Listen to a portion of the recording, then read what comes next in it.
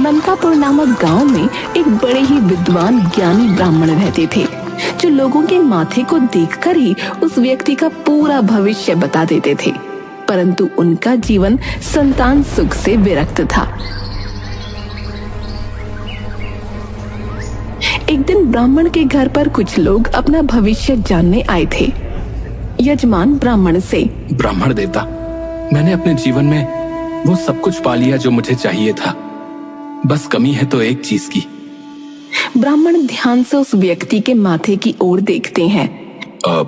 आपके जीवन में सब कुछ है, धन संपत्ति, ऊंचे कुल की अच्छी पत्नी, एक पुत्री जो बिल्कुल अपनी माँ का ही दूसरा स्वरूप है, कोमल स्वभाव, निर्मल मन, मधुर वाणी।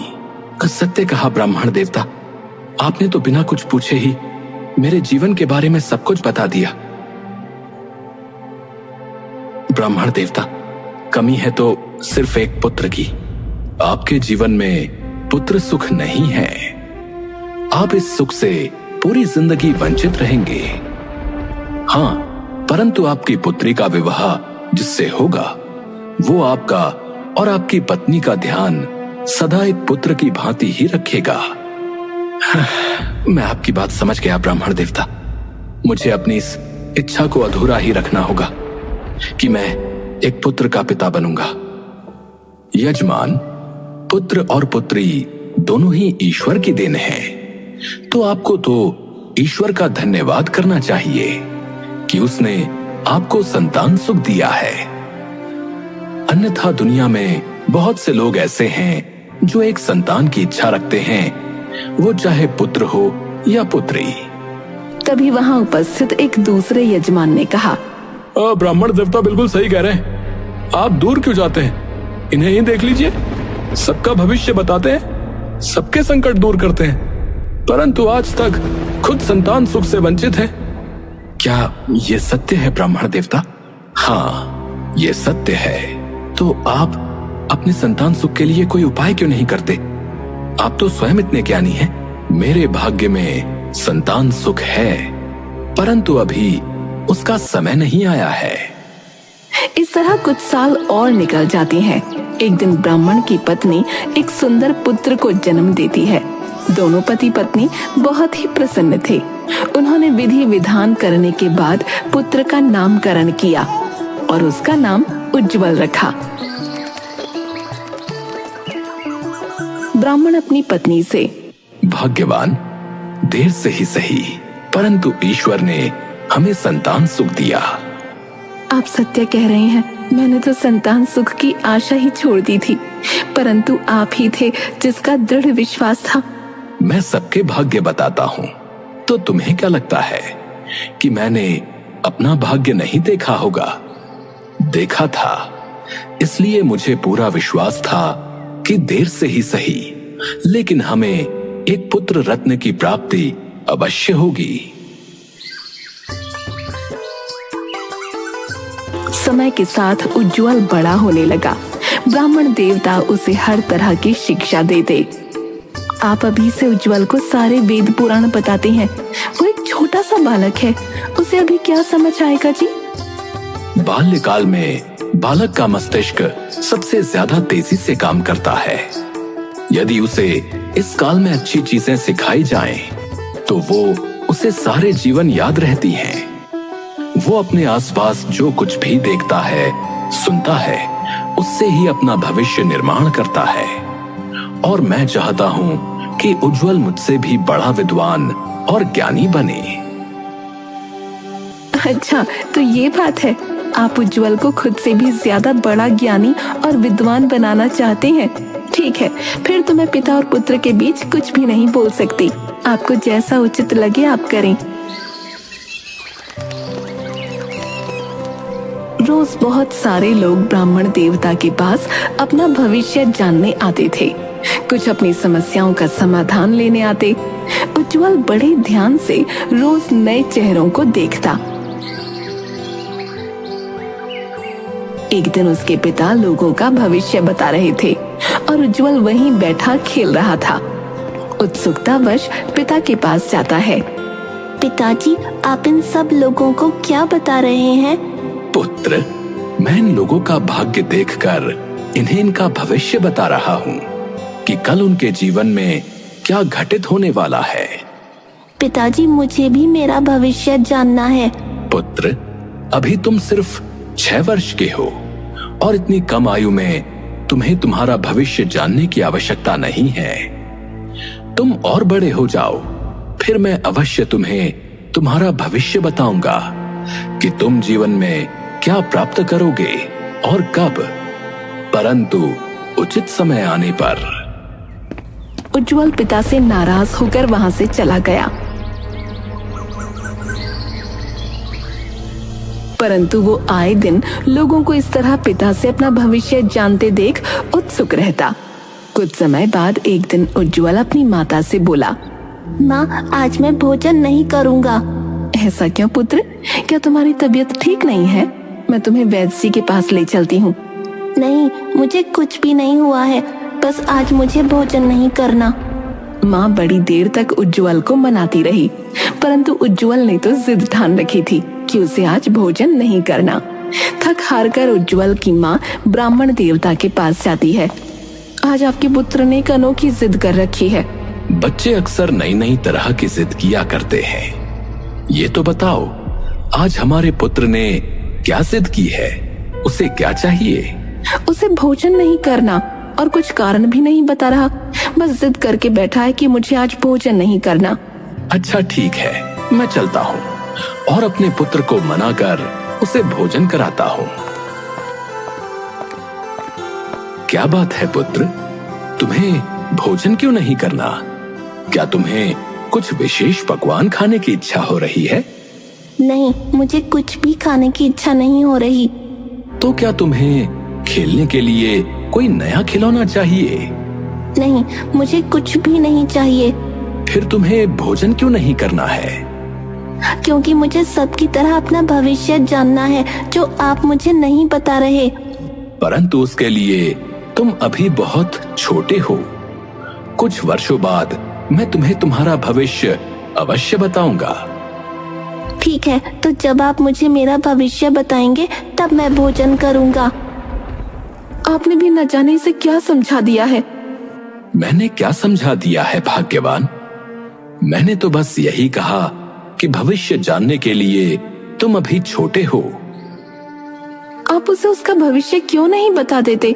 क्या आप भी छोटे बालक हैं? ठीक है, बैठो, मैं तुम्हें तुम्हारा भविष्य बताता हूँ। उज्जवल खुशी से पिता के समक्ष बैठ जाता है और ब्राह्मण अपनी आंखें बंद करके कुछ ध्यान करते हैं और फिर उसके मस्तक को ध्यान पूर्वक देखते हैं। उसके भाग्य में क्या लिखा है? ये क्या? उज्जवल का विवाह एक नीच कुल की कन्या से होगा। नहीं नहीं, अगर ऐसा हुआ तो मैं किसी को मुंह दिखाने के लायक नहीं रहूंगा। मैं ऐसा नहीं होने दे सकता, क्योंकि अगर मैं भाग्य देख सकता हूं तो मैं भाग्य को बदल भी सकता हूं। बताइए ना पिताजी, मेरे भाग्य में क्या लिखा है?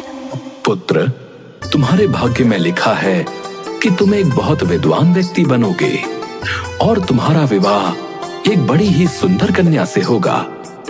नन्हा सा उज्जवल पिता की इतनी बात सुनकर खुशी खुशी वहां से चला जाता है, परंतु ब्राह्मण के मन में एक चिंता घर कर जाती है और वो अपनी पुस्तक पलटने लगते हैं। क्या बात है स्वामी, आप थोड़े परेशान दिख रहे हैं। कुछ भी नहीं है, बस एक समस्या का समाधान ढूंढ रहा हूँ इन पुस्तकों में। ब्राह्मण की पत्नी वहां से चली जाती है और ब्राह्मण अपनी पुस्तक से देखकर ग्रहों की गणना शुरू करते हैं और अंततः उन्हें पता चलता है कि गंगा किनारे 20 कोस की दूरी पर एक मछुआरा रहता है जिसकी 4 कन्याएं हैं और सबसे छोटी कन्या का योग ही विवाह के लिए उज्जवल के साथ बन रहा है। ब्राह्मण खुद से बोलता है, मैं इतने लोगों का भाग्य बताता हूँ, उन्हें उनकी समस्याओं का समाधान देता हूँ, तो मैं अपने पुत्र का भाग्य भी बदल सकता हूँ। मैं उसका विवाह कभी भी एक नीची जाति की कन्या के साथ नहीं होने दूंगा। ब्राह्मण मछुआरे के घर की ओर निकल पड़ता है और वहां पहुंच जाता है। ब्राह्मण को देखकर मछुआरा और उसकी पत्नी बड़े प्रसन्न होते हैं। ब्राह्मण देवता, आज तो हमारा जीवन और घर दोनों ही धन्य हो गए जो आपके चरण हमारे इस कुटिया में पधारे हैं। मैं किसी उद्देश्य से तुम्हारे द्वार पर आया हूँ। क्या तुम्हारे घर 9 माह पूर्व किसी कन्या का जन्म हुआ है? ब्राह्मण देवता, मेरी छोटी पुत्री का जन्म 9 माह पूर्व हुआ है। क्या तुमने उसका नाम रूपा रखा है? जी जी ब्राह्मण देवता, आप बिल्कुल सत्य कह रहे हैं, परंतु आपको यह सब कैसे पता चला? देखो मछुआरे, मैं एक त्रिकालदर्शी और बहुत बड़ा ज्ञानी ब्राह्मण हूँ। मैं तो तुम्हारे गांव से अपनी यात्रा पर निकल रहा था, तभी मुझे आभास हुआ कि तुम्हारी सबसे छोटी पुत्री के तुम्हारे घर में रहने से तुम पर बहुत बड़ा संकट आ जाएगा। कैसा संकट ब्राह्मण देवता?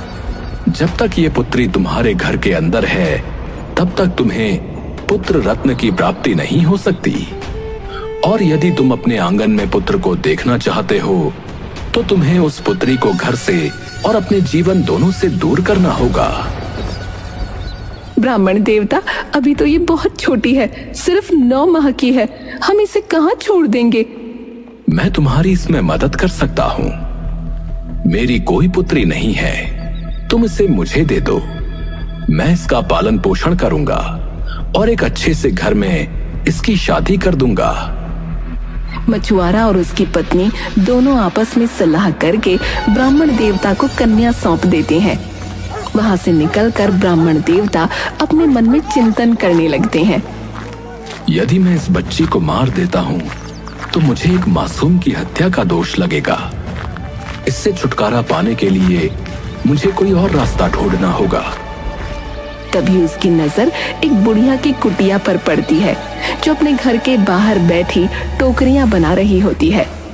ब्राह्मण बुढ़िया से, क्या आप मुझे एक टोकरी दे सकती हैं? अवश्य ब्राह्मण देवता, आपको जो टोकरी चाहिए आप ले जाइए। ब्राह्मण एक टोकरी लेकर सीधा नदी के तट पर जाता है और बच्ची को हाथ में लेकर उससे कहता है, मुझे क्षमा करना पुत्री, परंतु मेरे पास दूसरा कोई उपाय नहीं है। मुझे अपने पुत्र का भाग्य बदलना है और इसके लिए तुम्हें अपने जीवन का बलिदान देना होगा।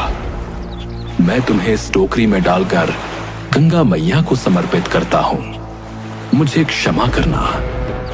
ब्राह्मण बच्ची को टोकरी में डालकर नदी में छोड़ देता है और ये सोचता है, ये टोकरी थोड़ी ही देर में पानी में डूब जाएगी और ये बच्ची अपने आप अपने प्राण त्याग देगी।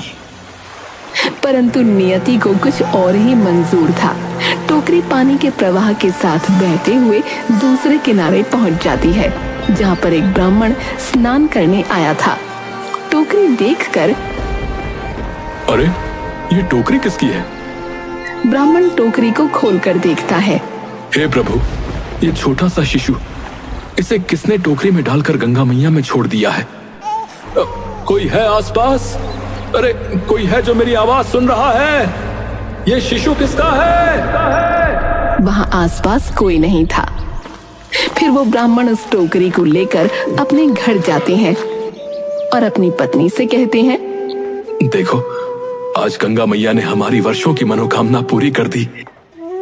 कैसी मनोकामना? और ये टोकरी क्या लाए हैं आप? रोज सुबह गंगा में स्नान के लिए जाता था तो गंगा मैया से मांगता था कि हमें एक संतान दे दे, और आज गंगा मैया ने हमें एक संतान दे दी है। ब्राह्मण अपनी पत्नी को सब कुछ बताते हैं। ये तो किसी तेजस्वी कुल की कन्या लगती है, इसके चेहरे पर एक अलौकिक चमक है। अवश्य किसी ऊंचे कुल की ही होगी, तभी तो गंगा मैया ने इसे अपनी बाहों में संभाल रखा था।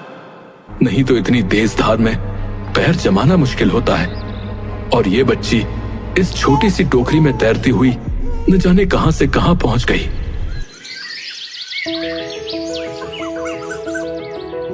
ब्राह्मण और उसकी पत्नी उस कन्या को अपनी पुत्री की तरह पालन पोषण करने लगे और उसे अच्छे संस्कार, शिक्षा सब कुछ प्रदान किया। धीरे धीरे कन्या बड़ी हो गई और उसकी सुंदरता बढ़ती ही गई। एक दिन ब्राह्मण की पत्नी ब्राह्मण से, अब हमारी पुत्री बड़ी हो गई है, हमें इसका विवाह कर देना चाहिए। तुम सत्य कह रही हो। मैं कल सुबह ही अपनी पुत्री के लिए एक योग्य वर की तलाश में निकल जाता हूँ। ब्राह्मण आसपास के लोगों से अपनी पुत्री के विवाह की चर्चा करने लगते हैं। अब आपकी कन्या के लिए मनकापुर के ज्ञानी रविशंकर जी का पुत्र उज्जवल है। वो लड़का देखने में जितना ही मन को मोहित करने वाला है, उतने ही अच्छे उसके विचार और आचरण हैं। मुझे लगता है आपको एक बार मनकापुर जाकर अवश्य बात करनी चाहिए। ब्राह्मण मनकापुर के लिए निकल जाते हैं और वहाँ पंडित रविशंकर के घर पर उनसे मिलते हैं। प्रणाम गुरुवर। आइए बैठिए। गुरुवर, मेरा नाम शास्त्री हरिओम त्रिपाठी है। मैं गंगा किनारे बनारस से आया हूँ और आपके पास बड़ी उम्मीद लेकर आया हूँ। कहिए ब्राह्मण देवता, आप क्या चाहते हैं? मैं अपनी पुत्री के विवाह के लिए आपके पुत्र का हाथ मांगने आया हूँ। आपकी पुत्री? हाँ गुरुवर, मैंने आपके पुत्र की बहुत चर्चा सुनी है। मेरी पुत्री भी रूपवान, ज्ञानवान और शास्त्रों की ज्ञाता है। मैंने उसे अपने सारे शास्त्रों का ज्ञान दिया है। आपसे अनुरोध है, यदि आपको उचित लगे तो एक बार आप अपने पुत्र के साथ हमारे घर पधारिए। अवश्य अवश्य। हम भी अपने पुत्र के लिए एक अच्छे कुल की कन्या देख रहे थे। हम जल्द ही आपके घर आएंगे। जल्दी पंडित रविशंकर उज्जवल के साथ बनारस पहुंच जाते हैं। उन्हें शास्त्री जी की पुत्री रूपाली बहुत पसंद आती है और दोनों का विवाह तय कर दिया जाता है। सभी बड़े प्रसन्न थे। पंडित रविशंकर ये सोचकर प्रसन्न थे कि उन्होंने अपने पुत्र का भाग्य बदल दिया। उज्जवल रूपाली को पत्नी के रूप में पाकर प्रसन्न था और रूपाली उज्जवल को पति के रूप में पाकर प्रसन्न थी। ब्राह्मण उज्जवल को दामाद के रूप में पाकर प्रसन्न थे, परंतु नियति ने अपना खेल तो कर दिया था। एक दिन रूपाली अपने ससुर के पास चाय लेकर जाती है और उनसे कहती है, पिताजी, आप सबका भाग्य देखते हैं, क्या आप मेरा भाग्य नहीं देखेंगे? मुझे भी अपना भाग्य दिखाना है। पुत्री, तुम्हारा भाग्य तो बहुत ही अच्छा है। तुम्हें उज्जवल जैसा पति मिला है। इतने ऊंचे कुल में तुमने जन्म लिया। ऊंचे कुल में तुम ब्याही गई और अब क्या जानना चाहती हो? पिताजी, आप एक बार मेरा भविष्य भी तो देखिए। ठीक है, बैठो। ब्राह्मण अपनी पोथी निकालते हैं और गणना शुरू कर देते हैं। वो हैरान हो जाते हैं क्योंकि भविष्य देखने के साथ साथ जब उन्हें अपनी बहू का भूत पता चलता है तो उनके पैरों तले जैसे जमीन निकल जाती है। ये तो वही कन्या थी जिसे उन्होंने गंगा में छोड़ दिया था। अब पुत्री, मेरी तबीयत थोड़ी ठीक नहीं लग रही है। मैं तुम्हारा भविष्य किसी और दिन देखूंगा। पिताजी, आप ठीक तो हैं? हाँ। रूपाली उज्जवल को बुलाकर लाती है। क्या बात है पिताजी, आप बहुत परेशान लग रहे हैं। सब ठीक तो है? रूपाली ने मुझे बताया कि आप उसका भविष्य देख रहे थे। क्या हुआ? उसके भविष्य में कुछ गलत है क्या? हाँ पुत्र, तुमने बिल्कुल सही समझा, परंतु मेरे पास उस विपत्ति का तोड़ है। कैसा तोड़ पिताजी? आप मुझे बताइए, मैं उपाय करूंगा। नहीं पुत्र, उपाय तो मुझे ही करना होगा। ठीक है पिताजी, आप जैसा कहते हैं हम वैसा ही करेंगे। ब्राह्मण रूपाली को उपाय करने के बहाने लेकर दूसरे नगर स्नान के लिए और पूजा के लिए चले जाते हैं। वहां पहुंचकर ब्राह्मण अपने हाथ से एक अंगूठी निकालता है और रूपाली को दिखाते हैं। पुत्री, इस अंगूठी को ध्यान से देखो। रूपाली अंगूठी को हाथ में लेकर देखती है। अब ये अंगूठी मुझे वापस दे दो। ब्राह्मण उस अंगूठी को उठाकर नदी में फेंक देता है। पुत्री, अब जब तक तुम्हें ये अंगूठी वापस नहीं मिलती तब तक तुम्हें यहीं रहना होगा, क्योंकि बिना इस अंगूठी को हाथ में लिए यदि तुम अपने पति के घर जाओगी तो तुम्हारे पति की मृत्यु हो जाएगी, और यदि तुम अपने पिता के घर जाओगी तो तुम्हारे पिता की मृत्यु हो जाएगी। इसलिए जब तक तुम्हें ये अंगूठी वापस नहीं मिल जाती तुम यहीं पर रहोगी। परंतु पिताजी, मैं यहाँ कैसे रह सकती हूँ, और वो भी अकेले? मेरे पास दूसरा कोई उपाय नहीं है। मैंने तुम्हारे भविष्य में जो देखा है उसे टालने का एक यही तरीका है। इतना कहकर ब्राह्मण वहां से चला जाता है और रूपाली वहीं नदी तट पर बैठकर रोती रहती है। तभी वहां एक सेठ अपने परिवार के साथ स्नान करने आते हैं। सेठ की बूढ़ी माँ रूपाली को देखकर, पुत्री क्या बात है, तुम इस तट पर अकेले बैठकर क्यों रो रही हो? तुम कौन हो पुत्री? नियति की सताई हुई हूँ। साफ साफ बताओ क्या बात है पुत्री। रूपाली उन्हें सारी बात बताती है। यदि तुम्हें कोई आपत्ति ना हो तो तुम हमारे साथ चल सकती हो हमारे घर। मेरे पास कोई दूसरा उपाय भी तो नहीं है। रूपाली उस स्त्री के साथ उसकी नौकरानी बनकर उसके घर चली जाती है। वो स्त्री का ध्यान एक माँ की तरह रखती है। उसके कार्य से घर के सभी लोग बहुत प्रभावित होते हैं। दूसरी तरफ ब्राह्मण अपने घर पहुँचते हैं। पिताजी, रूपाली कहाँ है? आपके साथ दिख नहीं रही। पुत्र, जब नदी तट पर रूपाली स्नान के लिए नदी में गई और मैं बाहर बैठकर मंत्रों का उच्चारण कर रहा था, तभी वो नदी में डुबकी लगा रही थी। पहली डुबकी लगाकर तो वो बाहर निकली, परंतु दूसरी डुबकी के समय जब वो अंदर गई तो नदी से बाहर ही नहीं निकली। क्या आप क्या कह रहे हैं पिताजी? बाहर नहीं निकली नदी से? मतलब आप कहना क्या चाहते हैं? पुत्र, मैंने रूपाली को ढूंढने की बहुत कोशिश की, परंतु वो मुझे कहीं नहीं मिली।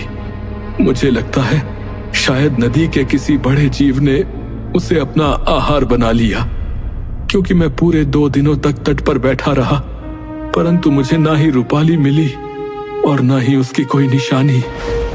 उज्जवल रूपाली के जाने से बहुत उदास था, लेकिन समय हर घाव को भर देता है। कुछ समय बाद उज्जवल भी अपनी दिनचर्या में पहले की भांति व्यस्त हो गया, परंतु रूपाली का ख्याल उसे हर पल आता। एक दिन ब्राह्मण उज्जवल से, पुत्र, तुम कब तक अपनी पत्नी के वियोग में अकेले रहोगे? और फिर हमारी भी उम्र हो चुकी है। क्या हम दोनों बिना पोते पोतियों का मुंह देखे ही इस दुनिया को त्याग देंगे? पिताजी, रूपाली के सिवाय मैं किसी और से विवाह नहीं कर सकता। पुत्र, ये तो जीवन है और ये सब तुम्हारे भाग्य में लिखा था, परंतु भाग्य के आगे तो किसी का वश नहीं चलता, और तुम्हारे भाग्य में दूसरा विवाह भी लिखा हुआ है। माता पिता के समझाने पर उज्जवल दूसरे विवाह के लिए मान जाता है और उसी गांव में रिश्ते के लिए पहुंच जाता है, जहां पर रूपाली सेठ की मां की नौकरानी बनकर रह रही होती है और सेठ ब्राह्मण का परम मित्र था। पुत्र, पहले हम हमारे मित्र के घर चलेंगे और फिर वहां विश्राम करने के बाद तुम्हारे लिए कन्या देखने जाएंगे। ठीक है पिताजी, जैसा आपको उचित लगे। दोनों सेठ के घर पहुंच जाते हैं और भोजन के समय जब उज्जवल रूपाली को अपने सामने जीवित देखता है तो आश्चर्यचकित होकर बोलता है, रूपाली, तुम यहाँ? तुम कहाँ चली गई थी? पिताजी ने तुम्हें कितना ढूंढा। मैं तो कहीं नहीं गई थी। पिताजी ने ही मुझे कहा था कि जब तक वो अंगूठी वापस नहीं मिलती मैं घर वापस नहीं आ सकती, अन्यथा आपके प्राण चले जाएंगे। पिताजी, रूपाली ये सब क्या कह रही है? मुझे माफ कर दो पुत्र, मुझसे बहुत बड़ी गलती हो गई। मैं भविष्य का ज्ञाता होने के साथ साथ खुद को ईश्वर से बड़ा समझने लगा था और तुम्हारा भाग्य बदलने चला था। मुझे आपकी कोई बातें समझ में नहीं आ रही हैं। क्या आप मुझे साफ शब्दों में बताएंगे कि ये सब क्या है? ब्राह्मण शर्मिंदगी से अपना मस्तक नीचे झुकाए हुए बैठे रहते हैं। ब्राह्मण सबके सामने सारी बातें बताते हैं। ब्राह्मण रूपाली और उज्जवल दोनों से ही माफी मांगते हैं। उज्जवल और रूपाली अपना जीवन हंसी खुशी व्यतीत करने लगते हैं और ब्राह्मण देवता उस दिन के बाद भविष्य देखना छोड़ देते हैं।